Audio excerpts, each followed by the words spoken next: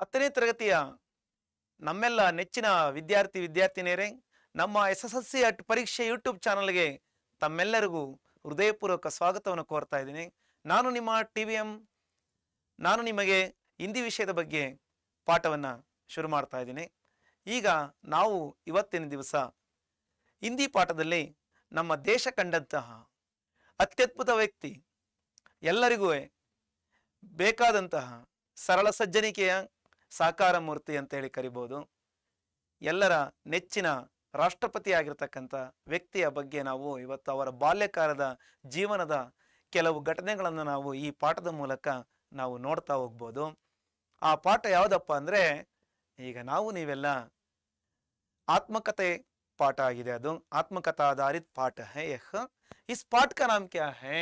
ಮೇರಾ ಬಚ್ಪನ್, ನನ್ನ ಬಾಲ್ಯತನ, my childhood. ಈ ಪಾಠವನ್ನು ನಾವು 4 ಪುಟದಲ್ಲಿರ್ತಕ್ಕಂಥ ಪಾಠವನ್ನು ಒಂದೇ ಬಾರಿಗೆ ನಿಮ್ಮ ಮುಂದೆ ತರ್ತಕ್ಕಂಥ ಒಂದು ಪ್ರಯತ್ನವನ್ನು ಮಾಡಿದ್ದೇ ಆದರೆ ನಿಮಗೆ ಕಷ್ಟವಾಗ್ಬೋದು ಅಂತೇಳಿ ಆ ದಿಶೆಯಲ್ಲಿ ನಾನು ನಿಮಗೆ ಈ ಪಾಠವನ್ನು 2 ಭಾಗವಾಗಿ ನಿಮ್ಮ ಮುಂದೆ ಹೇಳೋದಕ್ಕೆ ಬಯಸ್ತೀನಿ. ಮೊದಲ ಅರ್ಧ ಭಾಗದಲ್ಲಿ ಏನೆಲ್ಲ ಅಬ್ದುಲ್ ಕಲಾಂ ರವರ ಒಂದು ಬಾಲ್ಯದ ಘಟನೆಗಳನ್ನು ನಾವು ಮೆಲುಕಾಕ್ಬೋದು, ಆ ಬಾಲ್ಯದ ಘಟನೆಗಳಿಂದ ನಾವು ಏನೆಲ್ಲ ಒಂದು ನಮ್ಮ ಜೀವನದಲ್ಲಿ ಅಳವಡಿಕೆಗೆ ಸಾಧ್ಯವಾಗುತ್ತೆ. ನಂತರ ನಾವು ಎರಡನೇ ಅರ್ಧ ಭಾಗದಲ್ಲಿ ಮಿಕ್ಕ ವಿಷಯನ ನಾವು ತಿಳ್ಕೊಳ್ಳೋಣ. ಈಗ ಮೊದಲ ಭಾಗದ ಕಡೆ ನಾವೆಲ್ಲ ಕೇಂದ್ರೀಕರಿಸೋಣ ಮಕ್ಕಳೇ. ಓಕೆ, ಈಗ ನೋಡಿ, ಆತ್ಮಕಥಾ ಪಾಠ ಸಂಖ್ಯಾ 5. ಆತ್ಮಕಥೆ ಪಾಠ ಸಂಖ್ಯೆ 5, ಮೇರಾ ಬಚ್ಪನ್. ಇಸ್ ಪಾಠ ಕೆ ಲೇಖಕ ಕಾ ನಾಮ್ ಕ್ಯಾ ಹೈ? ಈ ಪಾಠದ ಲೇಖಕರು ಯಾರು? Doctor APJ Abdul Kalam. ಸ್ವತಃ ತಮ್ಮ ಬಾಲ್ಯದ ದಿನಗಳ ಬಗ್ಗೆ ಲೇಖಕರೇ ಇಲ್ಲಿ ನಮ್ಮ ಮುಂದೆ ತಮ್ಮ ಆತ್ಮಕಥೆಯ ಮೂಲಕ ತಮ್ಮ ಮನದಾಳದ ಅನೇಕ ಸಂಗತಿಗಳನ್ನು ನಮ್ಮ ಮುಂದೆ ಬಿಚ್ಚಿಡ್ತಾ ಇದ್ದಾರೆ. ಅವರ ಸುಂದರವಾದ ಒಂದು ನಗುಮುಗದ ಭಾವಚಿತ್ರವನ್ನು ಕೂಡ ನಾವಿಲ್ಲಿ ಕಾಣ್ತಾ ಇದ್ದೀವಿ. ಎಷ್ಟು ಮುಗುಳ್ನಗೆ ಇದೆ, ಎಷ್ಟು ಹಸನ್ಮುಖಿ ಭಾವನೆಯನ್ನು ನಾವು ಇವರ ಈ ಫೋಟೋವನ್ನು ಈ ಚಿತ್ರದಲ್ಲಿ, ಭಾವಚಿತ್ರದಲ್ಲಿ ನಾವು ಕಣ್ತುಂಬಿಕೊಳ್ತಾ ಇದ್ದೀವಲ್ಲ ಮಕ್ಕಳೇ. ನೋಡಿ, ಅಬ್ದುಲ್ ಕಲಾಂ ರವರು ನಮ್ಮ ರಾಷ್ಟ್ರ ಕಂಡಂತಹ, ದೇಶ ಕಂಡಂತಹ ಅತ್ಯದ್ಭುತ ವ್ಯಕ್ತಿ. ಅಂತಹವರ ಬಗ್ಗೆ, ಮಹನೀಯರ ಬಗ್ಗೆ ನಾವು ತಿಳಿಯುವ ಒಂದು ಈ ಪಾಠದಲ್ಲಿ ಲೇಖಕರ ಪರಿಚಯದಲ್ಲಿ ಕೆಲವೊಂದು ವಿಷಯಗಳನ್ನು, ಅವರ ಒಂದು ಅತ್ಯಮೂಲ್ಯ ಸಂಗತಿಗಳನ್ನು ನಾವು ಲೇಖಕ ಪರಿಚಯದಲ್ಲಿ ನೋಡುವ. ಡಾಕ್ಟರ್ APJ ಅಬ್ದುಲ್ ಕಲಾಂ ಅಲ್ಲಿ ನಮಗೆ ಇಲ್ಲಿ APJ ಈ 3 ಇನ್ಶಿಲ್ಗಳು ಏನು ವಿಸ್ತರಣೆಯನ್ನು ನಾವು ನೋಡ್ಬೋದು. ಎ ಅಂದರೆ ಹೌಲ್, P ಫಕೀರ್, J ಜೈನುಲಾಬ್ದಿನ್ ಅಬ್ದುಲ್ ಕಲಾಂ ಅಂತೇಳಿ ನಾವೀಗ ಲೇಖಕ ಪರಿಚಯವನ್ನು ಗಮನಿಸೋಣ ಮಕ್ಕಳೇ. ಲೇಖಕ ಪರಿಚಯ के बारे में बहुत ही ವಿಷಯ समझ सकते हैं. ಬಹಳಷ್ಟು ವಿಷಯಗಳನ್ನು ನಾವು ಇಲ್ಲಿ ತಿಳಿಬಹುದು ಲೇಖಕರಾಗಿರ್ತಕ್ಕಂಥ ಅಬ್ದುಲ್ ಕಲಾಂ ರವರ ಬಗ್ಗೆ. ಮೊದಲಾಗಿ ಹೌಲ್ ಫಕೀರ್ ಜೈನುಲಾಬ್ದೀನ್ ಅಬ್ದುಲ್ ಕಲಾಂ. अवुल फकीर जैनुलाब्दीन अब्दुल कलाम जी का जन्म 15-10-1931 को हुआ. 15-10-1931 ಇವರ ಜನನ ಆಯಿತು. ಅಕ್ಟೋಬರ್ ತಿಂಗಳಿನ 15ನೇ ತಾರೀಕು 1931ನೇ ಇಸ್ವಿಯಲ್ಲಿ ಇವರ ಜನನ. ತದನಂತರ ಬಡೆ ವೈಜ್ಞಾನಿಕ doctor APJ Abdul Kalam G, ದೊಡ್ಡ ವಿಜ್ಞಾನಿಗಳು ಇವರು, ಬಹುದೊಡ್ಡ ವಿಜ್ಞಾನಿ. ರಾಷ್ಟ್ರಪತಿಯ ಒಂದು ಪದವಿಯವರೆಗೂ ಇವರು ಓದಂತಹ ವಿಜ್ಞಾನ ಕ್ಷೇತ್ರದ ಧ್ರುವತಾರೆ ಅಂತೇಳಿ ನಾವು ಕರಿಬಹುದು. ವಿಜ್ಞಾನದ ಒಂದು ಕೊಡುಗೆ ನಮ್ಮ ರಾಷ್ಟ್ರವನ್ನ ಮುನ್ನಡೆಸ್ತಕ್ಕಂಥ, ರಾಷ್ಟ್ರದ ಒಂದು ಅಧಿಪತ್ಯವನ್ನು ವಹಿಸ್ಕೊಳ್ತಕ್ಕಂಥ ಒಂದು ಕಾರ್ಯಭಾರವನ್ನು ಕೂಡ ಈ ಮಹೋನ್ನತ ವಿಜ್ಞಾನಿ ಮಾಡಿದ್ದು ಎಲ್ಲರಿಗೂ ಕೂಡ ಆದರ್ಶಪ್ರಾಯರಾಗಿದ್ದಾರೆ. ಇವರ ಒಂದು ಆಳ್ವಿಕೆ ರಾಷ್ಟ್ರಪತಿಯ ಒಂದು ಸ್ಥಾನದಲ್ಲಿ ಎಲ್ಲಿಂದ ಎಲ್ಲಿವರೆಗೂ ಅಂದರೆ 25/7/2002 से 25/7/2002ರಿಂದ 24/7/2007 ತಕ್ 24/7/2007 ಇವರು ನಮ್ಮ ದೇಶದ ರಾಷ್ಟ್ರಪತಿಗಳಾಗಿದ್ದರು. ತದನಂತರ देश के आदर्श तथा जनवादी राष्ट्रपति के नाम से भारत के करोड़ करोड़ हृदयों में प्रतिष्ठित कलाम जी अपनी 82 वर्ष की उम्र में भी अनेक सामाजिक प्रगतिशील आंदोलन में अत्यंत सक्रिय रहे.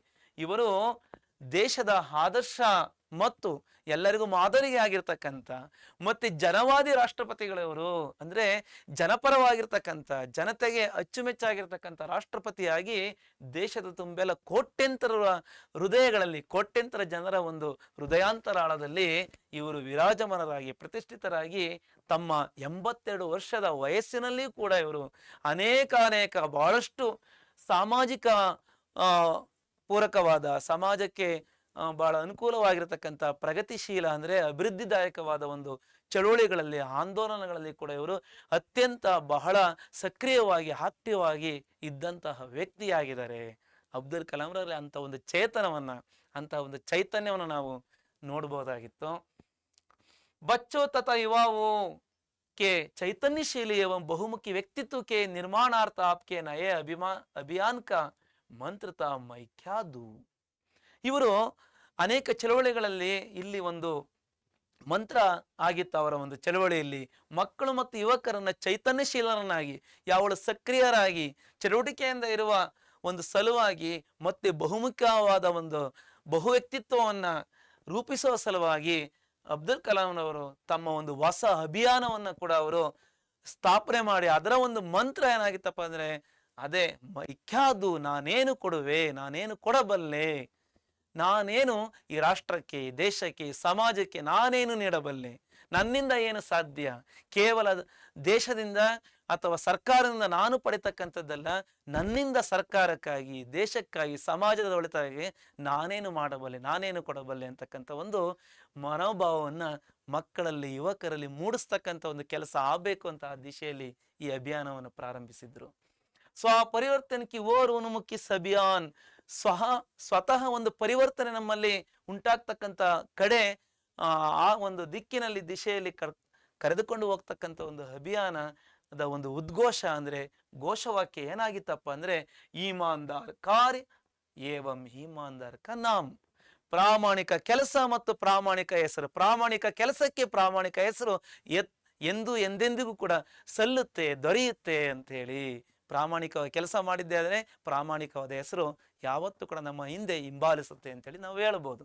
ಹಾಗೆ ಓಂಪಾಲ್ ಅಭಿಯಾನ್ ದ್ವಾರ ಆ ಬಚ್ಪನ್ ಮೇ ಹಿ ಸವಾಲಂಕು ಬೋನಾ ಚಾತೆ ಕಿ, ಓಂಪಾಲ್ ಅಭಿಯಾನ ಅಂತೇಳಿ ಆ ಒಂದು ಅಭಿಯಾನದ ಮೂಲಕ ಅವರು ಬಾಲ್ಯದಲ್ಲಿಯೇ ಅನೇಕ ಸವಾಲುಗಳಿಗೆ, ಅನೇಕ ಪ್ರಶ್ನೆಗಳಿಗೆ, ಅನೇಕ ಚಾಲೆಂಜಸ್ಗಳಿಗೆ ಒಡ್ಡುತ್ತಾ ಆ ಒಂದು ಸವಾಲುಗಳನ್ನ ಅವರು ಬಿತ್ತುತ್ತಾ ಇದ್ರು. ಏನನ್ನ ಬಿತ್ತಿದ್ದಾರೆ? ಮೈ ದೇಶಕ್ಕೆ ಲಿಯೇ ಕ್ಯಾ ದೇ ಸಕ್ತಾ ಹೂಂ, ನಾನು ದೇಶಕ್ಕೋಸ್ಕರ ನಾನೇನ್ ನೀಡಬಲ್ಲೆ, ನಾನೇನು ಕೊಡಬಹುದು. ಸಮಾಜ ಏವಂ ಪರಿಸರ ಕೆ ಲಿಯೇ ಸಮಾಜ ಏವಂ ಪರಿಸರ ಕೆ ಲಿಯೇ ಕ್ಯಾ ಕರ್ ಸಕ್ತಾ ಹೂಂ, ಸಮಾಜ ಮತ್ತು ಪರಿಸರಕ್ಕೋಸ್ಕರ ನಾನೇನು ಕೊಡಬಹುದು ಅಂತೇಳಿ ಇಂತಹ ಒಂದು ಉದಾತ್ತವಾದ ಒಂದು ಚಿಂತನೆ, ಆಲೋಚನೆಗಳಲ್ಲಿ ಇವರಲ್ಲಿ ಬಂದ ಸಲುವಾಗಿ ಅನೇಕರಲ್ಲಿ ಕೂಡ ಈ ಒಂದು ಜಾಗೃತಿಯನ್ನು ಉಂಟು ಮಾಡೋದಕ್ಕೆ ಅಬ್ದುಲ್ ಕಲಾಂ ಅವರ ಕೊಡುಗೆ ಅನನ್ಯವಾದದ್ದು ಅಂತೇಳಿ ನಾವು ತಿಳಿಯಬಹುದು. ಮಕ್ಕಳೇ, ಈಗ ನಾವು ಮುಂದೆ ನೋಡೋಣ. ಲೇಖಕರ ಪರಿಚಯದಲ್ಲಿ ಬಹಳ ಅತ್ಯಮೂಲ್ಯ ವಿಷಯಗಳನ್ನು ನಾವು ಅಬ್ದುಲ್ ಕಲಾಂ ಅವರ ಒಂದು ರಾಷ್ಟ್ರಪತಿಯಾಗಿ ಆಳ್ವಿಕೆ ಮಾಡಿರ್ತಕ್ಕಂಥ ಒಂದು ಸಮಯವನ್ನ, ಅವರ ಜನನದ ಒಂದು ದಿನಾಂಕವನ್ನ, ಹಾಗೆ ಅವರು ಜನಮಾನಸದಲ್ಲಿ ಎಂತಹ ರಾಷ್ಟ್ರಪತಿ ಆಗಿದ್ರು, ಜನವಾದಿ ರಾಷ್ಟ್ರಪತಿಗಳಾಗಿದ್ರು, ತಮ್ಮ 82ನೇ ವರ್ಷದ ವಯಸ್ಸಿನಲ್ಲೂ ಕೂಡ ಅವರು ಅನೇಕ ಸಾಮಾಜಿಕ ಚಟುವಟಿಕೆಗಳಲ್ಲಿ ಯಾವ ರೀತಿ ಅವರು ಸಂಪೂರ್ಣವಾಗಿ ತೊಡಕೊಂಡಿದ್ರು, ಮತ್ತೆ ಯುವಕರಲ್ಲಿ, ಮಕ್ಕಳಲ್ಲಿ ಅನೇಕ ಉದ್ಘೋಷಗಳ ಮುಖಾಂತರ ರಾಷ್ಟ್ರಕ್ಕೆ ನಮ್ಮ ಸಮರ್ಪಣೆ ಹೇಗಿರಬೇಕು ಅಂತೇಳಿ ಇಂತಿಷ್ಟು ವಿಷಯಗಳನ್ನು ನಾವು ಲೇಖಕ ಪರಿಚಯದಲ್ಲಿ ನಾವು ಅರ್ಥ ಮಾಡ್ಕೊಂಡೆಲ್ಲ ಮಕ್ಕಳೇ. ಚೆನ್ನಾಗಿ ಅರ್ಥವಾಗಿದೆ ಅಂತ ನಾನಂತೂ ಭಾವಿಸ್ತೇನೆ ಮಕ್ಕಳೇ. ಓಕೆ, ಯಾಪಿಯಾಗಿ ಲೆಸನ್ನ ಕೇಳಬಹುದು. ಅಬ್ದುಲ್ ಕಲಾಂ ರವರು ನಮಗೆ ಬೇಕಾದಂತ ಒಂದು ದೊಡ್ಡ ವ್ಯಕ್ತಿತ್ವ. ಈಗ ಲೇಖಕರ ಪರಿಚಯಕ್ಕೆ ಸಂಬಂಧಪಟ್ಟಂತೆ ಒಂದು ಅಭ್ಯಾಸದಲ್ಲಿ ಅನುರೂಪತ ಪ್ರಶ್ನೆಯನ್ನು ಕೂಡ ನಾವು ಗಮನಿಸಬಹುದು. ಏನದು ಪ್ರಶ್ನೆ? ಮೇರಾ ಬಚ್ಪನ್ ಕಿಸ್ ವಿಧಾ ಕಿ ಪಾಠ high, which type of lesson this. ಈ ಪಾಠ ಯಾವ ನಮೂನೆ ಅಥವಾ ಯಾವ ಪ್ರಕಾರದ ಒಂದು ಪಾಠ ಆಗಿದೆ? ಇದು ಆತ್ಮಕಥಾ ಪಾಠ. ಮೇರಾ ಬಚ್ಪನ್ ಅಂತಕ್ಕಂಥ ಈ ನಮ್ಮ ಪಾಠ ಇವತ್ತು ಚರ್ಚಿತ ಪಾಠ, ಆತ್ಮಕಥೆ ಆಧಾರಿತವಾದ್ದು. ಈ ಪಾಠದ ತರುವಾಯ ಬರ್ತಕ್ಕಂಥ ಪಾಠ ಯಾವುದಾಗಿದೆ? ಈಮಾನ್ದಾರೋಂಕೆ ಸಮ್ಮೇಳನ ಮೇ, ಪ್ರಾಮಾಣಿಕರ ಸಮ್ಮೇಳನದಲ್ಲಿ ಈ ಪಾಠ ಯಾವ ನಮೂನೆಯ ಪಾಠ? ಇಲ್ಲಿ ನಮಗೆ ಮೇರಾ ಬಚ್ಪನ್ನು ಯಾವ ವಿಧದ ಪಾಠ ಅಂತೇಳಿ ಅಲ್ಲಿ ನಾವು ಅನುರೂಪತೆಯ ಆಗಿ ಬರೆದಾಗ ಇದನ್ನು ಕೂಡ ನಾವು ಯಾವ ವಿಧದ ಪಾಠ ಅಂತೇಳಿ ಬರಿಬೇಕಾಗತ್ತೆ. ಇದು ಯಾವ ಪಾಠ? ಯಾವ ನಮೂನೆಯ ಪಾಠ ಅಂದ್ರೆ ವ್ಯಂಗ್ಯ ರಚನಾ ಪಾಠ, ವ್ಯಂಗ್ಯ ರಚನಾ ಶೈಲಿ का है।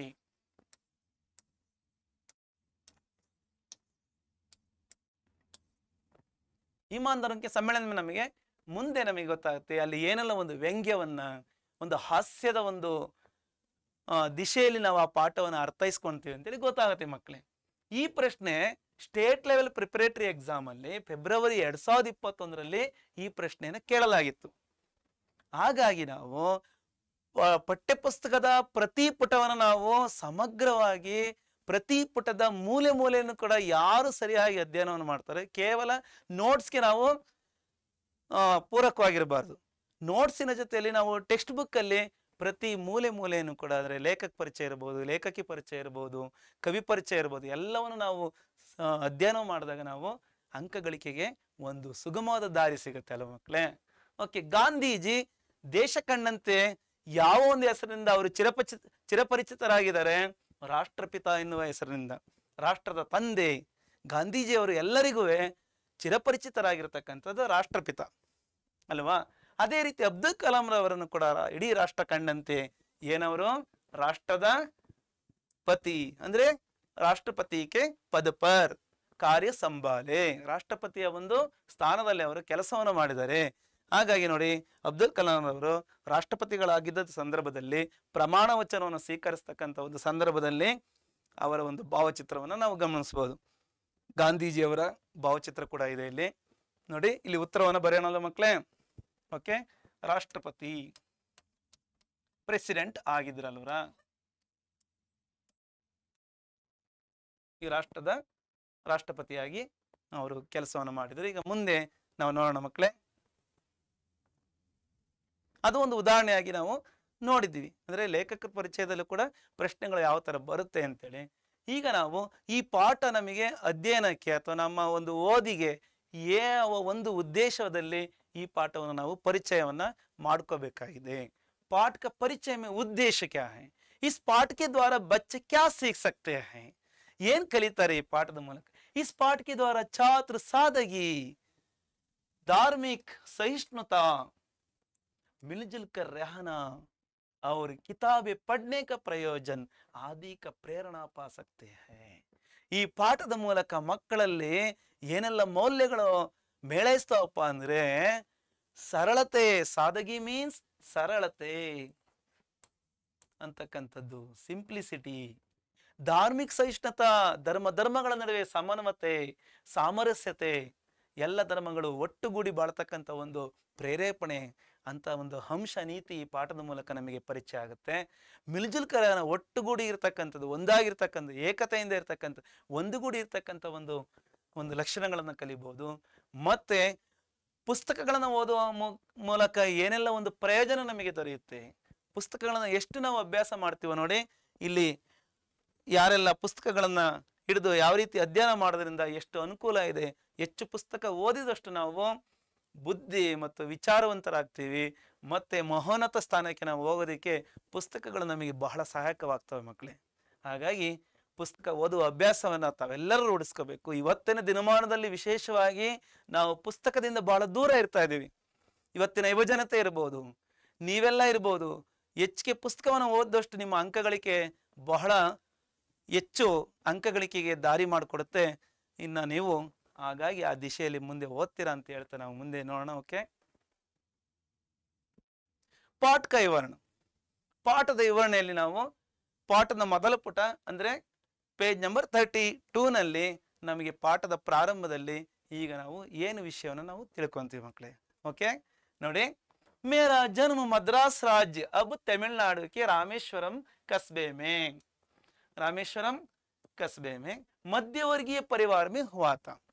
ಅಬ್ದುಲ್ ಕಲಾಂ ರವರಲ್ಲಿ ಸ್ವತಃ ತಮ್ಮ ಬಾಲ್ಯದ ದಿನಗಳನ್ನ ತಾವೇ ಸ್ವತಃ ಬರೆದಿಲ್ಲಿ ಹೇಳ್ತಾ ಇದ್ದಾರೆ। ನನ್ನ ಜನನ ಮದ್ರಾಸ್ ರಾಜ್ಯ ಅಂದ್ರೆ, ಮದ್ರಾಸ್ ರಾಜ್ಯ ಯಾವುದು? ತಮಿಳುನಾಡು। ತಮಿಳುನಾಡನ್ನ ಒಂದು ಕಾಲದಲ್ಲಿ ಮದ್ರಾಸ್ ರಾಜ್ಯ ಅಂತೇಳಿ ಕರಿತಾ ಇದ್ರು। ಆ ಮದ್ರಾಸ್ ರಾಜ್ಯದ ಅಂದ್ರೆ ಈಗ ಅದು ತಮಿಳುನಾಡಿನ ರಾಮೇಶ್ವರಂ ಹೋಬಳಿಯಲ್ಲಿ ಒಂದು ಮಧ್ಯಮ ವರ್ಗೀಯ, ಒಂದು ಮಿಡ್ಲ್ ಕ್ಲಾಸ್ ಫ್ಯಾಮಿಲಿಯಲ್ಲಿ ಇವರ ಜನನ ಆಯಿತು। ಮಧ್ಯಮ ವರ್ಗೀಯ ಪರಿವಾರ में इनका जन्म हुआ था। मेरे पिता जैनुलाब्दीन की कोई बहुत अच्छी औपಚಾರಿಕ ಶಿಕ್ಷಾ नहीं हुई थी. ಅಬ್ದುಲ್ ಕಲಾಂ ರವರ ತಂದೆ ಹೆಸರೇನಾಗಿದೆ? ಜೈನುಲಾಬ್ದೀನ್.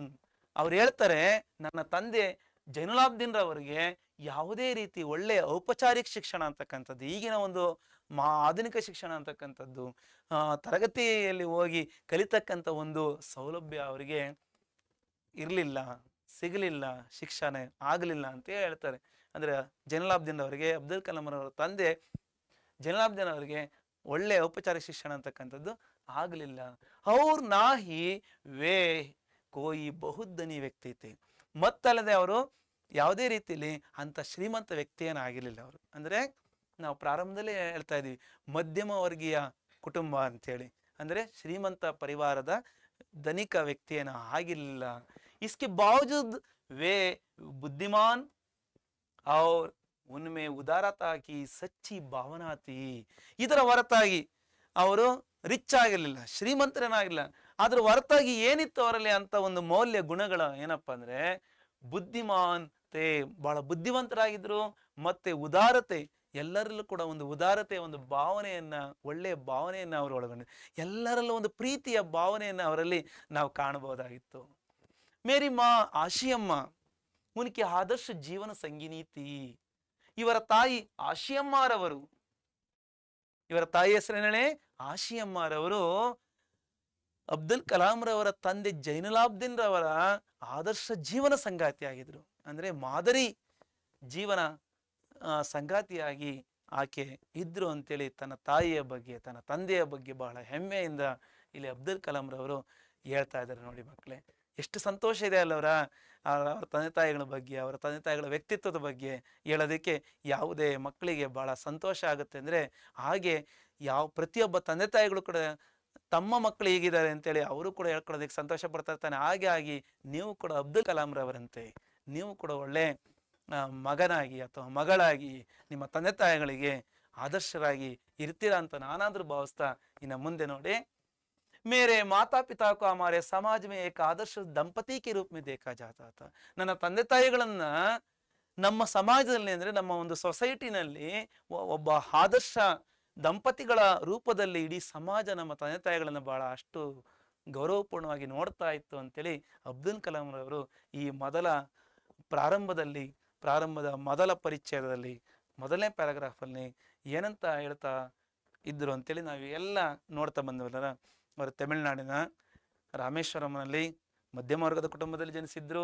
ತಂದೆ ಜೈನುಲಾಬ್ದೀನ್ ಶ್ರೀಮಂತರಾಗಿರ್ಲಿಲ್ಲ, ಜೊತೆಗೆ ಅವರಲ್ಲಿ ಒಳ್ಳೆ ಗುಣಗಳಿದ್ವು, ಉದಾರತೆ ಇತ್ತು, ಮತ್ತೆ ಬುದ್ಧಿವಂತರಾಗಿದ್ರು. ಜೊತೆಗೆ ಅವರ ಪತ್ನಿಯಾಗಿರ್ತಕ್ಕಂಥ ಆಶಿಯಮ್ಮರವರು ಒಳ್ಳೆ ಆದರ್ಶ ಜೀವನ ಸಂಗಾತಿಯಾಗಿದ್ರು, ಆದರ್ಶ ದಂಪತಿಗಳಾಗಿದ್ರು ಅಂತ ಹೇಳಿದ್ರಲ್ಲ ಮಕ್ಕಳೇ. ಎಲ್ಲ ಚೆನ್ನಾಗಿ ಅರ್ಥವಾಯ್ತಲ್ಲ ಮಕ್ಕಳೇ. ನೋಡಿ, ರಾಮೇಶ್ವರಂ ದೇವಸ್ಥಾನ ಅದ ಒಂದು ಚಿತ್ರ ಕೂಡ ಇಲ್ಲಿ ನಮಗೆ ಕಾಣ್ತಾ ಇದೆ. ಮತ್ತೆ ತಮಿಳುನಾಡು ರಾಜ್ಯದ ಒಂದು ನಕ್ಷೆಯನ್ನು ಕೂಡ ನಾವು ನೋಡ್ಬೋದು ಇಲ್ಲಿ. ಈ ತಮಿಳುನಾಡು ರಾಜ್ಯದ ನಕ್ಷೆಯಲ್ಲಿ ರಾಮೇಶ್ವರಂ ಇರ್ತಕ್ಕಂಥ ಒಂದು ಸ್ಥಳದ ಒಂದು ಗುರುತನ್ನು ಕೂಡ ನಾವು ಇಲ್ಲಿ ಗಮನಿಸಬಹುದು ಅಲ್ವಾ ಮಕ್ಕಳೇ. ಓಕೆ, ಈಗ ಮುಂದೆ ಹೋಗೋಣ. ಮತ್ತೆ ನಾವು ಮೊದಲ ಪುಟದಲ್ಲೇ ಕೆಲವು ಎರಡನೇ ಪರಿಚಯದಲ್ಲಿ ಕೆಲವು ವಿಷಯಗಳನ್ನು ನಾವು ಇಲ್ಲಿ ಅಬ್ದುಲ್ ಕಲಾಂ ರವರು ನಮ್ಮ ಜೊತೆ ಹೇಳ್ತಾ ಇದ್ದಾರೆ. ಏನಂತ ಹೇಳ್ತಾರೆ? ಮೈ ಕೈ ಬಚ್ಚೋ ಮೇ ಸೆ ಏಕ್ತಾ, ಲಂಬೆ ಚೌಡೆ और सुंदर माता पिता का छोटी कदकाठी का साधारण सा दिखने वाला बच्चा. ನಾನು ಕೆಲವು ಮಕ್ಕಳಲ್ಲಿ ಒಬ್ಬನಾಗಿದ್ದೆ, ನಮ್ಮ ತಂದೆ ತಾಯಿಗಳಲ್ಲಿ ಅನೇಕ ಮಕ್ಕಳಲ್ಲಿ ನಾನು ಕೂಡ ಒಬ್ಬನಾಗಿ, ಮತ್ತೆ ಎತ್ತರದ ಮತ್ತೆ ಅಗಲ ಶರೀರದ ಮತ್ತೆ ಸುಂದರವಾಗಿರ್ತಕ್ಕಂಥ ನಾನು ತನ್ನ ತಂದೆ ತಾಯಿಗಳಿಗೆ ಒಬ್ಬ ಚಿಕ್ಕ ಮತ್ತು ದೃಢಕಾಯ ಶರೀರದ ಸಾಧಾರಣವಾಗಿ ಕಾಣತಕ್ಕಂಥ ಮಗುವಾಗಿದ್ದೆ ಅಂತ ಹೇಳ್ತಾರೆ. ಜೊತೆಗೆ ಹಮ್ ಲೋಗ್ ಅಪ್ನೆ ಪುಶ್ತೈನಿ ಘರ್ ಮೇ ರಹತೆ ಥೆ, ನಾವೆಲ್ಲ ಕುಟುಂಬದ ಎಲ್ಲರೂ ಕೂಡ ನಾವು ಪಿತ್ರಾರ್ಜಿತವಾಗಿ ಬಂದಿರತಕ್ಕಂಥ ಮನೆಯಲ್ಲಿ ಇದ್ವಿ, ವಾಸವಾಗಿದ್ವಿ. ಪುಶ್ತೈನಿ ಘರ್ ಮೀನ್ಸ್ ಪಿತ್ರಾರ್ಜಿತ ಮನೆ, ಇಲ್ಲಿ ನಾವು ವಾಸ ಮಾಡ್ತಿದ್ವಿ ಅಂತ ಹೇಳ್ತಾರೆ. ನೋಡಿ ಮಕ್ಕಳೇ, ರಾಮೇಶ್ವರಕ್ಕೆ मस्जिद वाली गली में बना यह घर चूने पत्थर और ईंट से बना पक्का और बड़ा था. ಇವರ ಮನೆ ರಾಮೇಶ್ವರಂನಲ್ಲಿ ಎಲ್ಲಿತ್ತಪ್ಪ ಅಂದ್ರೆ ಮಸೀದಿಯ ಒಂದು ಬೀದಿಯಲ್ಲಿ, ಮಸ್ಜಿದ್ ವಾಲಿ ಗಲೀಮೆ ಮೀನ್ಸ್ ಮಸೀದಿಯ ಒಂದು ಬೀದಿಯಲ್ಲಿತ್ತು. ಹೇಗಿತ್ತು ಇವ್ರ ಮನೆ? ಸುಣ್ಣ ಮತ್ತು ಕಲ್ಲು ಮತ್ತು ಇಟ್ಟಿಗೆಯಿಂದ ಮಾಡಿರ್ತಕ್ಕಂಥ ಪಕ್ಕಾ ಮನೆ ಮತ್ತು ದೊಡ್ಡ ಮನೆ ಆಗಿತ್ತು, ಹಳೆ ಕಾಲದ ಒಂದು ಮನೆ ಆಗಿತ್ತು. ಮೇರೆ ಪಿತಾ ಆಡಂಬರहीन व्यक्ति थे और सभी अनावश्यक एवं ऐशो आराम वाली चीजों से दूर रहते थे. ಇಲ್ಲಿ ಮತ್ತೆ ನಾವು ಅಬ್ದುಲ್ ಕಲಾಂ ರವರ ತಂದೆ ಜೈನುಲಾಬ್ದೀನ್ ರವರ ಒಂದು ವ್ಯಕ್ತಿತ್ವವನ್ನು ನಾವು ಮತ್ತೆ ಇಲ್ಲಿ ನಾವು ಮನಗಾಣಬಹುದು. ಇವ್ರ ಬಗ್ಗೆ ಕೂಡ ನಮಗೆ 2-3 ವಾಕ್ಯದಲ್ಲಿ दो तीन वाक्यों में प्रश्न आने का संभव है, ಆಯಾಗೆ ಬರುತ್ತೆ ಕೂಡ. ನೋಡಿ, ಅವರ ತಂದೆಯವರು ಆಡಂಬರಹೀನ ವ್ಯಕ್ತಿಗಳಾಗಿದ್ರು. ಅಂದ್ರೆ ಯಾವುದೇ ರೀತಿಯಲ್ಲಿ ಆಡಂಬರವನ್ನು ತೋರಿಸ್ತಕ್ಕಂಥ, ಅದ್ದೂರಿತನವನ್ನು ವೈಭೋಗವನ್ನು ತೋರಿಸ್ತಕ್ಕಂಥ ವ್ಯಕ್ತಿ ಅಲ್ಲ, ಸರಳ ಸಜ್ಜನಿಕೆಯ ವ್ಯಕ್ತಿ. ಮತ್ತೆ ಎಲ್ಲ ಅನವಶ್ಯಕವಾದ ವಸ್ತುಗಳು ಮತ್ತೆ ವೈಭೋಗದ ವಸ್ತುಗಳಿಂದ ಅವರು ಯಾವತ್ತೂ ಕೂಡ ದೂರ ಇರ್ತಾ ಇದ್ರು. ಅಂದ್ರೆ ಐಷಾರಾಮಿ ಜೀವನವನ್ನು ಅವರು ಬಯಸ್ತಾ ಇರಲಿಲ್ಲ. पर घर में सभी आवश्यक चीजें समुचित मात्रा में सुलभता से उपलब्ध थी. ಆದ್ರೆ ಅತ್ಯವಶ್ಯಕವಾಗಿ ಬೇಕಾಗ್ತಕ್ಕಂಥ ವಸ್ತುಗಳು ಅವರ ಮನೆಯಲ್ಲಿ ಸರಿಯಾದ ರೂಪದಲ್ಲಿ ಲಭ್ಯ ಆಗ್ತಿತ್ತು, ಸುಲಭವಾಗಿ ಸಿಗ್ತಾ ಇತ್ತು. ಬೇಕಾಗ್ತಕ್ಕಂಥ ನೀಡೆಡ್ ಥಿಂಗ್ಸ್ ಅದಕ್ಕೆ ಕೊರತೆ ಇರಲಿಲ್ಲ ಅಂತೇಳಿ. वास्तव में मैं कहूंगा कि मेरा बचपन बहुत ही निश्चिंतता और सादगी में बीता, भौतिक एवं भावनात्मक दोनों ही दृष्टियों से देखो समझ लीजिए. ಇಲ್ಲಿ ಏನಂತ ಹೇಳ್ತಾರಪ್ಪ ಅಂದ್ರೆ, ವಾಸ್ತವವಾಗಿ ನಾನು ಹೇಳೋದೇನಪ್ಪ ಅಂದ್ರೆ, ನನ್ನ ಬಾಲ್ಯತನ ಅಂತಕ್ಕಂಥದ್ದು ಬಹಳ ನಿಶ್ಚಿಂತತೆಯಿಂದ, ಯಾವುದೇ ಒಂದು ಚಿಂತೆ ಇಲ್ಲದೆ ನಿಶ್ಚಿಂತೆಯಿಂದ ಮತ್ತೆ ಸರಳತನದಲ್ಲಿ ನಾನು ಕಳೆದೆ. ಯಾವ ರೀತಿಯಲ್ಲಿ? ಭೌತಿಕವಾಗಿ ಮತ್ತೆ ಭಾವನಾತ್ಮಕ ಎರಡು ದೃಷ್ಟಿಯಿಂದ ಕೂಡ, ಅಂದ್ರೆ ಫಿಸಿಕಲಿ ಮತ್ತೆ ಮೆಂಟಲಿ ಎರಡೂ ರೂಪದಲ್ಲೂ ಕೂಡ ನನ್ನ ಜೀವನ ಬಾಲ್ಯದಲ್ಲಿ ಬಹಳ ಉತ್ತಮವಾಗಿ ಸಾಕ್ತು ಅಂತ ಹೇಳ್ತಾರೆ. ಈ ಪ್ಯಾರದಲ್ಲಿ ನಮಗೆ 2-3 ವಾಕ್ಯದ ಪ್ರಶ್ನೆಗಳು, 2 ಪ್ರಶ್ನೆಗಳು ಬರಬಹುದು ನಮಗೆ. ಜೈನುಲಾಬ್ದೀನ್ ರವರ ವ್ಯಕ್ತಿತ್ವದ ಬಗ್ಗೆ ನಾವು ಒಂದು ಪ್ರಶ್ನೆಯನ್ನು ನಾವು ನೋಡೋದಾದ್ರೆ, ಮತ್ತೊಂದು ಅಬ್ದುಲ್ ಕಲಾಂ ರವರು ಬಾಲ್ಯದಲ್ಲಿ ಹೇಗೆ ಅವರು ಜೀವನವನ್ನ ಕಳೆದರು ಅಂತೇಳಿ ನಮಗೆ ಇಲ್ಲಿ 2 ಪ್ರಶ್ನೆಗಳು ನಮಗೆ ಬರುವ ಸಾಧ್ಯತೆ ಬಹಳಷ್ಟು ಇದೆ ಮಕ್ಕಳೇ. ಅರ್ಥವಾಯ್ತಲ್ವಾ ಇದರಲ್ಲಿ? ಹಾಗೆ ಮುಂದೆ ಹೋಗೋಣ ಮಕ್ಕಳೇ. ಎಲ್ಲ ವಿದ್ಯಾರ್ಥಿನಿಯರಿಗೆ ಚೆನ್ನಾಗಿ ಅಬ್ದುಲ್ ಕಲಾಂ ರವರ ಈ ಒಂದು ಮೇರಾ ಬಚ್ಪನ್ ಪಾಠ ಚೆನ್ನಾಗಿ ಅರ್ಥವಾಗ್ತಾ ಇದೆ ಅಲ್ವಾ ಮಕ್ಕಳೇ? ಹಾಗೆ ಈ ಮೊದಲ ಪುಟದಲ್ಲೇ ನಾವು ಕೊನೆಯ ಪ್ಯಾರಾಗ್ರಾಫ್ ಅಲ್ಲಿ ಪೇಜ್ ನಂಬರ್ 32 ನಲ್ಲಿ ಮತ್ತೆ ಕೆಲವು ವಿಷಯಗಳನ್ನ ಇಲ್ಲಿ ಅಬ್ದುಲ್ ಕಲಾಂ ರವರು ಹೇಳ್ತಾರೆ ನೋಡಿ. मैं प्रायः अपनी माँ के साथ ही रसोई में नीचे बैठकर खाना खाया करता था. ನಾನು ಬಹುಶಃ ತನ್ನ ತಾಯಿಯ ಜೊತೆಲೆ ರಸೋಯಿ ಅಡಿಗೆ ಮನೆಯಲ್ಲಿ ಕೆಳಗಡೆ ಕೂತ್ಕೊಂಡು ಊಟ ಮಾಡ್ತಾ ಇದ್ದೆ. नीचे बैठकर खाना खाया करता था. वे मेरे सामने केले का पत्ता बिछाती और फिर उस पर चावल एवं सुगंधित स्वादिष्ट सांभर डालती. साथ में घर का बना अचार, नारियल की ताजी चटनी भी होती. ಮತ್ತೆ ಇವರು ತನ್ನ ತಾಯಿಯ ಜೊತೆಲಿ ಅಡಿಗೆ ಮನೆಯಲ್ಲಿ ಯಾವ ರೀತಿ ಊಟವನ್ನು ಸವಿತಾ ಇದ್ರಪ್ಪ ಅಂದ್ರೆ, ಇವರ ಮುಂದೆ ಬಾಳೆ ಎಲೆಯನ್ನ ಹಾಕ್ಬಿಟ್ಟು ಅವರ ತಾಯಿ ಆ ಬಾಳೆ ಎಲೆಯಲ್ಲಿ ರೈಸನ್ನ ಮತ್ತೆ ಪರಿಮಳ ಭರಿತ ಮತ್ತೆ ರುಚಿಕರವಾಗಿರ್ತಕ್ಕಂಥ, ಸುಗಂಧಿತ್ ಮೀನ್ಸ್ ಪರಿಮಳ ಭರಿತ, ಒಳ್ಳೆ ಸ್ಮೆಲ್.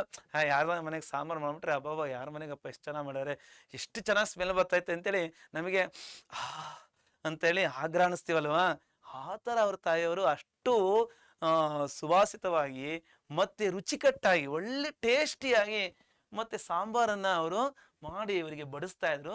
ಜೊತೆಯಲ್ಲಿ ಮನೆಯಲ್ಲೇ ತಯಾರಿಸಿರ್ತಕ್ಕಂಥ ಒಂದು ಉಪ್ಪಿನಕಾಯನ್ನ, ಅಚಾರ್ ಮೀನ್ಸ್ ಪಿಕಲ್, ಉಪ್ಪಿನಕಾಯನ್ನು ಕೂಡ ಅವರು ಇಲ್ಲಿ ಉಪ್ಪಿನಕಾಯಿ, ಅಚಾರ್ ಮೀನ್ಸ್ ಉಪ್ಪಿನಕಾಯಿ.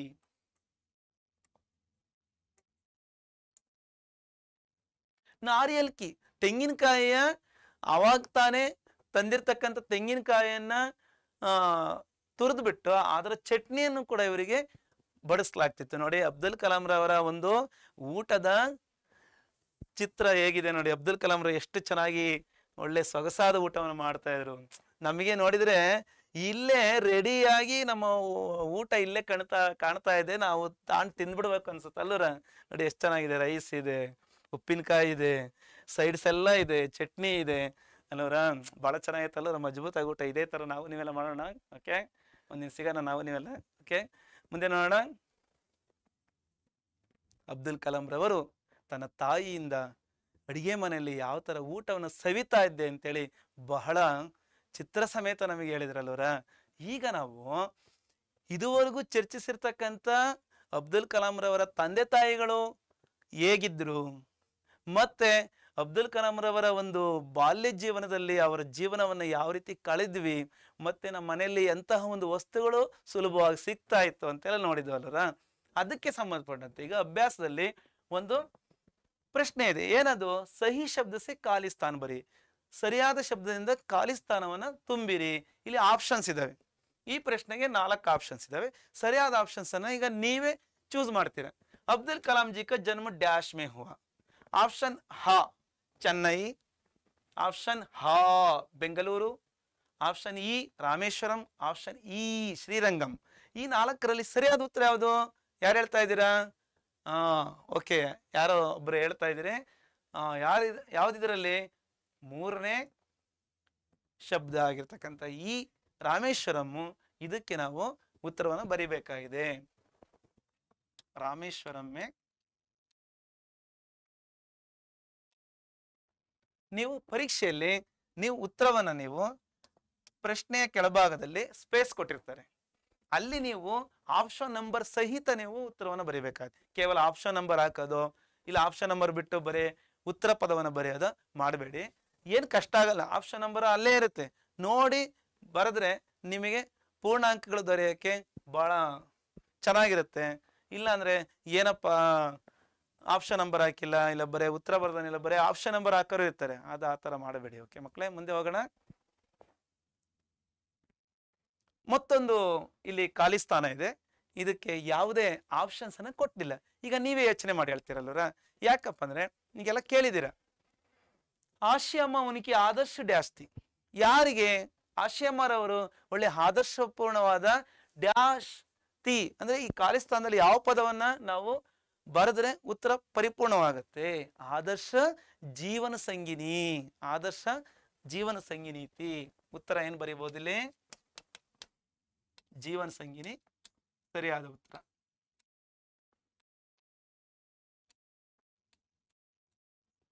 ಆದರ್ಶ ಜೀವನ ಸಂಗಿನೀತಿ ಯಾರಿಗೆ? ಅವರ ಪತಿಯಾಗಿರ್ತಕ್ಕಂಥ ಅಬ್ದುಲ್ ಕಲಾಂ ರವರ ತಂದೆ ಜೈನುಲಾಬ್ದೀನ್ ರವರಿಗೆ ಅವರು ಒಳ್ಳೆ ಜೀವನ ಸಂಗಾತಿ ಆಗಿದ್ರು. ಜೀವನ ಸಂಗಿನಿ ಅಂದ್ರೆ ಸಂಗಾತಿ. ತಿ ಮೇಲ್ಗಡೆ ಚುಕ್ಕಿ ಬಂದ್ರೆ ಸ್ತ್ರೀಲಿಂಗ ಬಹುವಚನ, ಚುಕ್ಕಿ ಇಲ್ಲ ಅಂದ್ರೆ ಸ್ತ್ರೀಲಿಂಗ ಏಕವಚನ. ಓಕೆ, ವ್ಯಾಕರಣವನ್ನು ಕೂಡ ನೀವು ಸರಿಯಾಗಿ ಗಮನಿಸಬೇಕು. ಈಗ ಏನೆಲ್ಲ ನಾವು ಪಾಠದಲ್ಲಿ ಅನೇಕ ಶಬ್ದಗಳನ್ನು ನಾವು ಪರಿಚಯ ಮಾಡ್ಕೊಂತ ಹೋಗ್ತೀವೋ, ಏಕವಚನ ಇರ್ಬೋದು, ಬಹುವಚನ ಇರ್ಬೋದು, ಉಲ್ಟೆ ಅರ್ಥ ಅಂದ್ರೆ ವಿರುದ್ಧಾರ್ಥಕ ಶಬ್ದಗಳನ್ನು ಕೂಡ ನೀವು ಅಭ್ಯಾಸದಲ್ಲಿ ನಿಮಗೆ ಕೊಡಲಾಗಿರುತ್ತೆ. ಅವನ್ನು ಕೂಡ ನೀವು ಸ್ಟಡಿ ಮಾಡಬೇಕಾಗತ್ತೆ. ಅದರಲ್ಲೂ ಕೂಡ ನಿಮಗೆ ಒಂದೊಂದು ಅಂಕಗಳು ಕೂಡ ಬಹಳ ಇಂಪಾರ್ಟೆನ್ಸ್ ಆಗಿರುತ್ತೆ. ಒಂದು ಅಂಕದಲ್ಲಿ ನಿಮ್ಮ ಒಂದು ಪರ್ಸೆಂಟೇಜ್ ಎಲ್ಗೋ ಹೋಗುತ್ತೆ ಅಲ್ವಾ ಮಕ್ಕಳೇ? ಈಗ ನೋಡೋಣ ಹಾಗೆ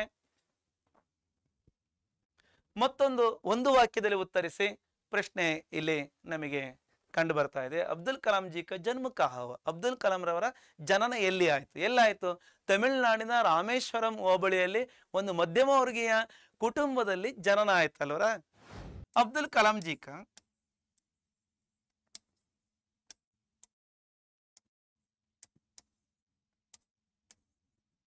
जन्म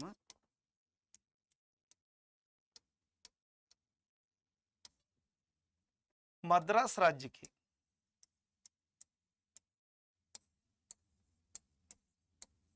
अब तमिलनाडु, मद्रास राज्य के ಈಗ ತಮಿಳುನಾಡು ಅಲ್ವರ. अब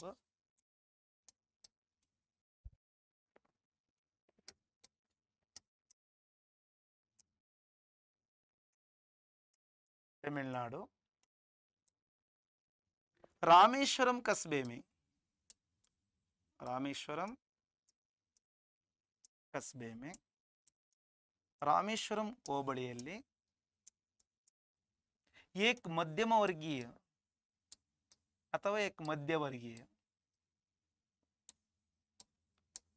ಒಂದು ಮಧ್ಯಮ ವರ್ಗದ ಪರಿವಾರ ಮೇ, ಕುಟುಂಬದಲ್ಲಿ ಅಥವಾ ಪರಿವಾರದಲ್ಲಿ ಅಲ್ವರ ಪರಿವಾರ ಮೇ ಹುವಾತ. ಈ ರೀತಿ ಉತ್ತರವನ್ನು ಬರೆದಿದ್ದೆ ಆದ್ರೆ ನಿಮಗೆ 1 ಅಂಕಗಳು ಸಿಗುತ್ತೆ ಮಕ್ಕಳೇ. ಈಗ ನಾವು ಮುಂದೆ ಹೋಗೋಣ ಮಕ್ಕಳೇ. ಮತ್ತೊಂದು ಪ್ರಶ್ನೆಯಲ್ಲಿ ಬೋರ್ಡ್ ಎಕ್ಸಾಮ್ ಅಲ್ಲಿ ಜುಲೈ 2021ರಲ್ಲಿ ಬಂದಿರತಕ್ಕಂಥ ಪ್ರಶ್ನೆ ಆಗಿದೆ. ಈ ಪ್ರಶ್ನೆಗಳನ್ನು ನೀವು ಸದಾ ನೆನಪಿನಲ್ಲಿ ಇಡಿ. ಓಕೆ. ಅಬ್ದುಲ್ ಕಲಾಂ ಜಿ ಬಚ್ಪನ್ ಮೇ ಕಿಸ್ ಘರ್ ಮೇ रहते थे. ಈ ಪ್ರಶ್ನೆಗೆ ಆಪ್ಷನ್ ಕೂಡ ಇದಾವೆ.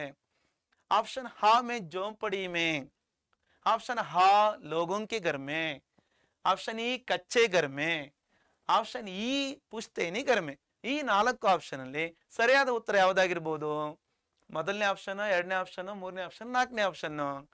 ಓ, ಅಬ್ದುಲ್ ಕಲಾಂ ರವರ ಬಾಲ್ಯದಲ್ಲಿ ಯಾವ ಮನೆಯಲ್ಲಿ ವಾಸವಾಗಿದ್ದು ಅಂದ್ರೆ ಪುಶ್ತೈನಿ ಗರ್ಮೆ ಅಲ್ವರ ಮಕ್ಕಳೇ. ನೀವ್ ಯಾರು ಹೇಳಿದ್ರಿ ಅಂದ್ರೆ ಪಿತ್ರಾರ್ಜಿತವಾದ ಒಂದು ಮನೆಯಲ್ಲಿ ಅವರು ವಾಸವಾಗಿದ್ರು. ಉತ್ತರ್ ಈ ಪುಶ್ತೈನಿ ಗರ್ಮೆ.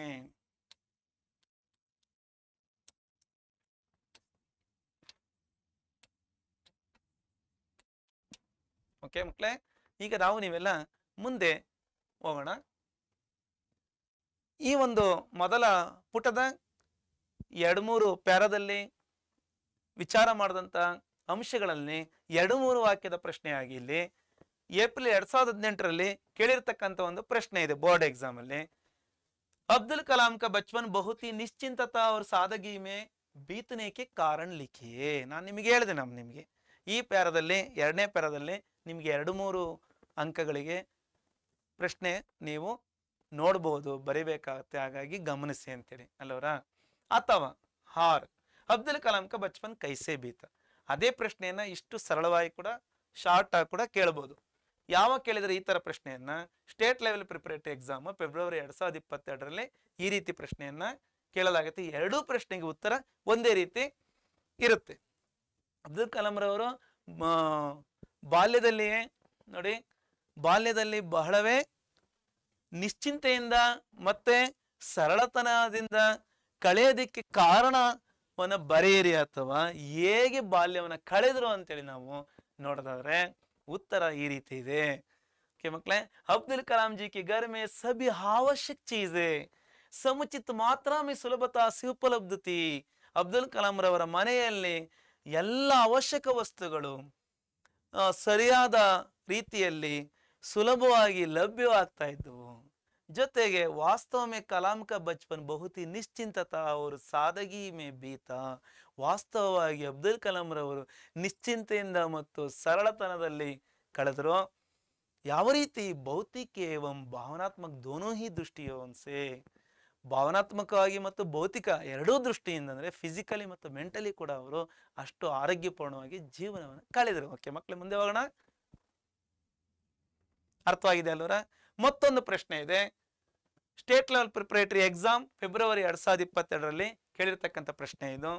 ಅವರ ತಂದೆಯವರ ಬಗ್ಗೆ ಏನು, ಅವರ ತಂದೆಯವರ ವ್ಯಕ್ತಿತ್ವ ಬಗ್ಗೆ ಪ್ರಶ್ನೆ ಬರುತ್ತೆ ಅಂತ ನಾನು ಈಗಾಗಲೇ ಮೊದಲೇ ಹೇಳ್ತಾ ಇದ್ದೆ ಅಲ್ವರ. ಜೈನುಲಾಬ್ದೀನ್ ಕೆ ವ್ಯಕ್ತಿತ್ವ ಕ ಪರಿಚಯ ದೀಜಿಯೇ. ಜೈನುಲಾಬ್ದೀನ್ ರವರ ಒಂದು ವ್ಯಕ್ತಿತ್ವ, ಪರ್ಸನಾಲಿಟಿ, ವ್ಯಕ್ತಿತ್ವ ಮೀನ್ಸ್ ಪರ್ಸನಾಲಿಟಿ ಹೇಗಿತ್ತು, ಅವರ ಒಂದು ವ್ಯಕ್ತಿತ್ವ ಹೇಗಿತ್ತು ನೋಡಿ. जैनुलाब्दीन की कोई बहुत अच्छी औपचारिक शिक्षा नहीं हुई थी और ना ही वे कोई बहुत धनी व्यक्ति थे. इसके बावजूद वे बुद्धिमान थे और उनमें उदारता की सच्ची भावना थी. आडंबरहीन व्यक्ति थे, सभी अनावश्यक एवं ऐश्वर्य वाली चीजों से दूर रहते थे. ಇಷ್ಟು ಉತ್ತರವನ್ನು ನೀವು ಬರೆದಿದ್ದೆ ಆದ್ರೆ ನಿಮಗೆ ಇಲ್ಲೂ ಕೂಡ 3 ಅಂಕಗಳು ಸರಾಗವಾಗಿ ಪಡಿಬಹುದು ಮಕ್ಕಳೇ. ಓಕೆ, ಮುಂದೆ ಹೋಗೋಣ. ನೋಡಿ 3ನೇ ಪ್ರಶ್ನೆನೂ ಕೂಡ ನೋಡಿ, ಅಬ್ದುಲ್ ಕಲಾಂ ಪಾಠದಲ್ಲಿ ಎಷ್ಟೆಲ್ಲಾ ಪ್ರಶ್ನೆಗಳು ನಮಗೆ ಎಷ್ಟೆಲ್ಲಾ ಪರೀಕ್ಷೆಗಳಲ್ಲಿ ಎಷ್ಟೆಲ್ಲ ಎಕ್ಸಾಮ್ಗಳಲ್ಲಿ ನಾವು ಕಾಣ್ತಾ ಬರ್ತಾ ಇದ್ದೀವಿ. ಅಂದ್ರೆ ಅಬ್ದುಲ್ ಕಲಾಂ ಪಾಠ ನಮಗೆ ಬಹಳ ಮುಖ್ಯವಾದಂಥ ಪಾಠ. ಮೇರಾ ಬಚ್ಪನ್ ನಮಗೆ ಬಹಳ ಇಂಪಾರ್ಟೆಂಟ್ ಲೆಸನ್ ಅಂತ ನಮಗೆ ಗೊತ್ತಾಗ್ತದೆ ಅಲ್ವ ಮಕ್ಕಳೇ. ओके।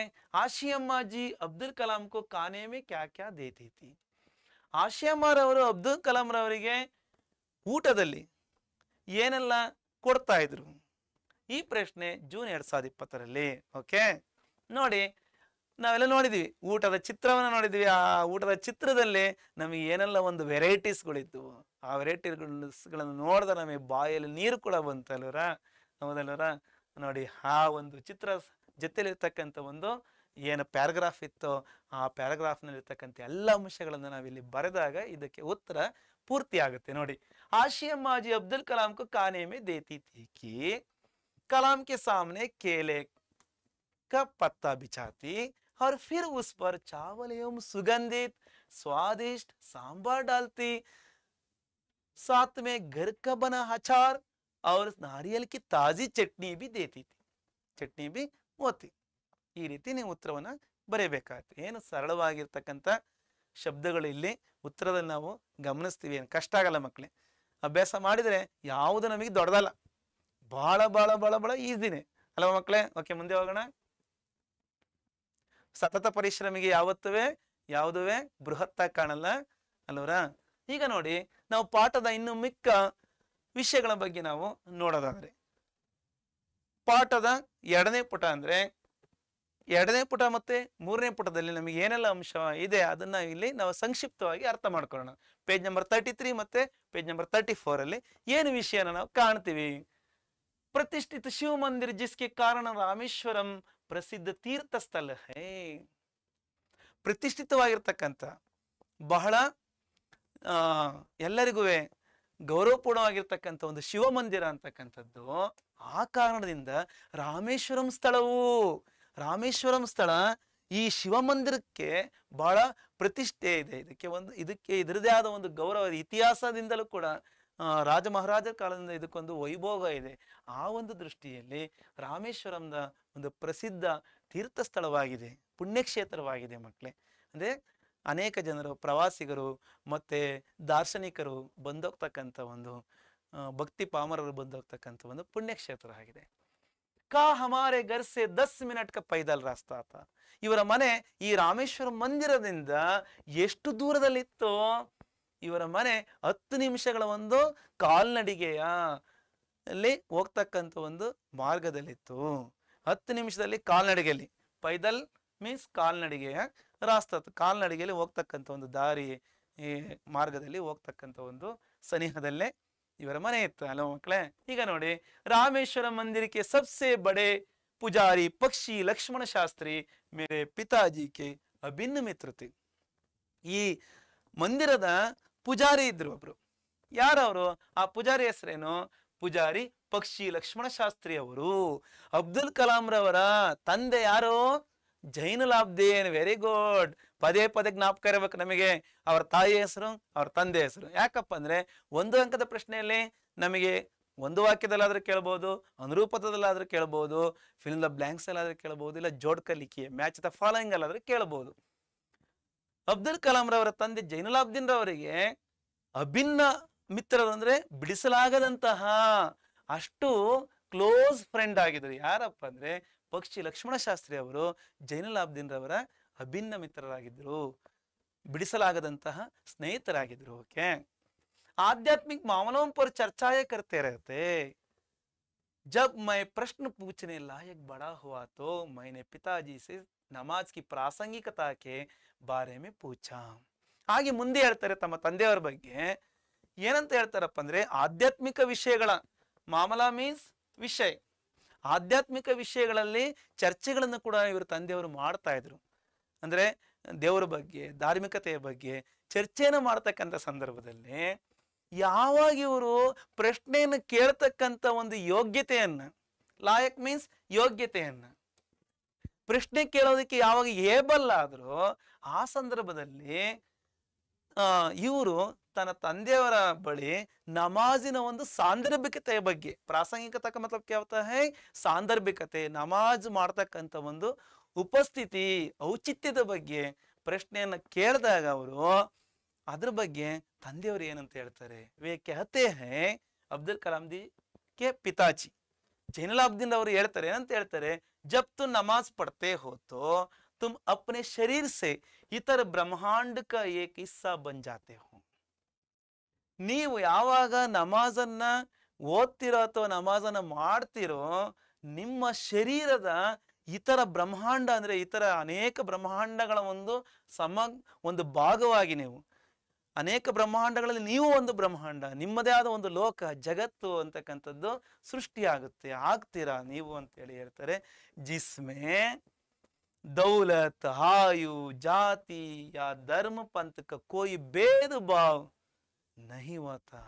ಇಂತಹ ಒಂದು ವಿಷಯವನ್ನು ನಾವು ಅರ್ಥೈಸ್ಕೊಂಡ್ರೆ ಅದರಲ್ಲಿ ಯಾವುದೇ ನಮ್ಮ ಸಂಪತ್ತಿರ್ಬೋದು, ದೌಲತ್ ಮೀನ್ಸ್ ಸಂಪತ್ತು, ಆಯು ವಯಸ್ಸು ವಯೋಮಾನ ಇರ್ಬೋದು, ಜಾತಿ ಧರ್ಮ ಮತ್ತೆ ಪಂಥ, ಇವುಗಳ ಒಂದು ಭಿನ್ನತೆಯನ್ನ ವ್ಯತ್ಯಾಸವನ್ನು ಕೂಡ ನಾವು ಕಾಣೋದಿಕ್ಕೆ ಸಾಧ್ಯ ಇಲ್ಲ ಅಂತೇಳಿ ಅಬ್ದುಲ್ ಕಲಾಂ ರವರ ತಂದೆ ಜೈನುಲಾಬ್ದೀನ್ ರವರು ಕಲಾಂ ರವರಿಗೆ ಪ್ರಶ್ನೆಯನ್ನು ಕೇಳಿದಾಗ, ಅವರು ತಿಳುವಳಿಕೆಯನ್ನ ಹೊಂದಿದಂತ ಒಂದು ವಯಸ್ಸಿನಲ್ಲಿ ಕೇಳಿದಾಗ ಈ ರೀತಿ ನಮಾಜಿನ ಒಂದು ಪ್ರಸ್ತುತತೆ ಬಗ್ಗೆ, ಸಾಂದರ್ಭಿಕತೆಯ ಬಗ್ಗೆ ಈ ರೀತಿ ಹೇಳ್ತಾರೆ. ಮಕ್ಕಳೇ ಚೆನ್ನಾಗಿ ಅರ್ಥವಾಯ್ತಲ್ಲ ಮಕ್ಕಳೇ? ಈ ಎರಡು ಪ್ಯಾರದಲ್ಲಿ ನಮಗೆ ರಾಮೇಶ್ವರ ಮಂದಿರ ಒಂದು ತೀರ್ಥ ಕ್ಷೇತ್ರ, ಪುಣ್ಯಸ್ಥಳ, ಜೊತೆಗೆ ಇವ್ರ ಮನೆ ಆ ದೇವಸ್ಥಾನದ ಬಳಿ ಇರ್ತಕ್ಕಂಥದ್ದು, ಜೊತೆಗೆ ಈ ಮಂದಿರದ ಪೂಜಾರಿ ಲಕ್ಷ್ಮೀ ಪಕ್ಷಿ ಲಕ್ಷ್ಮಣ ಶಾಸ್ತ್ರಿ ಅವರು ಮತ್ತೆ ಇವರ ತಂದೆಯವರಿಗೆ ಎಂತಹ ಒಂದು ಸ್ನೇಹಿತರಾಗಿದ್ರು, ಮತ್ತೆ ನಮಾಜಿನ ಬಗ್ಗೆ ಜೈನುಲಾಬ್ದೀನ್ ಅವರು ಏನೆಲ್ಲ ಹೇಳ್ತಾರೆ ಅಂತೇಳಿ ಅಲ್ವಾ ಮಕ್ಕಳೇ? ಈಗ ಮುಂದೆ ಹೋಗೋಣ. ಈಗ ಇದೇ ಎರಡನೇ ಪುಟದಲ್ಲಿ ಮತ್ತೆ ಮೂರನೇ ಪುಟದಲ್ಲಿ ನಾವು ಪೇಜ್ ನಂಬರ್ 33 ಮತ್ತು 34 ಅಲ್ಲಿ ಏನು ವಿಷಯವನ್ನು ನಾವು ಇನ್ನು ಮನಗಾಣ್ತೀವಿ ನೋಡಿ. ಅಬ್ದುಲ್ ಕಲಾಂ ರವರು ನಮಗೆ ಹೇಳ್ತಾ ಹೋಗ್ತಾರೆ, मुझे याद है पिताजी की दिनचर्या फटने के पहले ही सुबह 4 बजे नमाज पढ़ने के साथ शुरू हो जाती थी.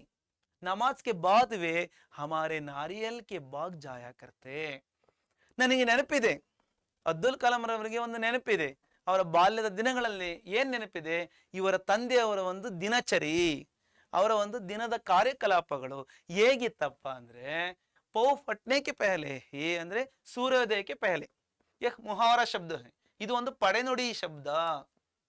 ಪೌ ಫಟ್ನಾ ಮೀನ್ಸ್ ಸೂರ್ಯೋದಯಕ್ಕೆ ಪೆಹಲೆ, ಸೂರ್ಯ ಉದಯಕ್ಕೆ ಮೊದಲು,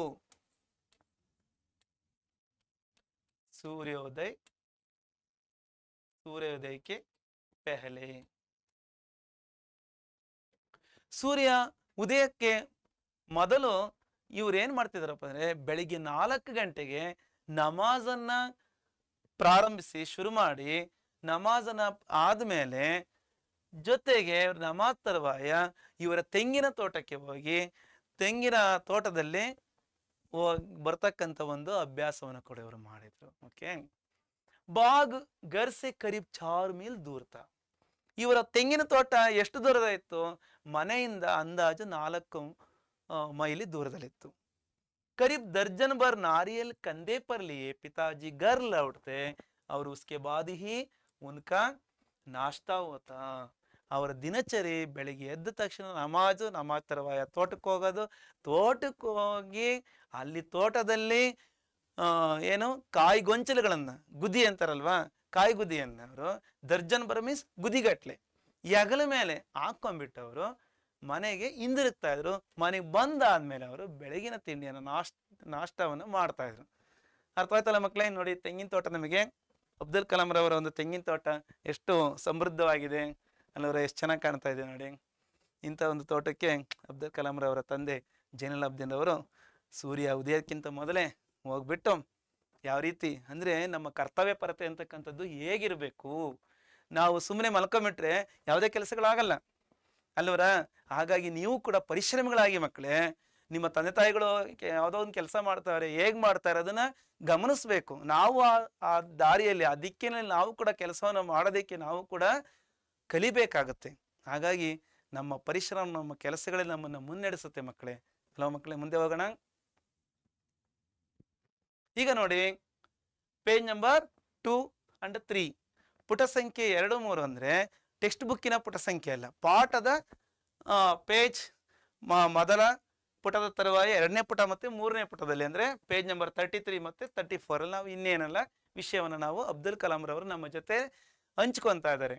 जब पिताजी ने लकड़ी की नौकाएं बनाने का काम शुरू किया उस समय मैं 6 साल का था.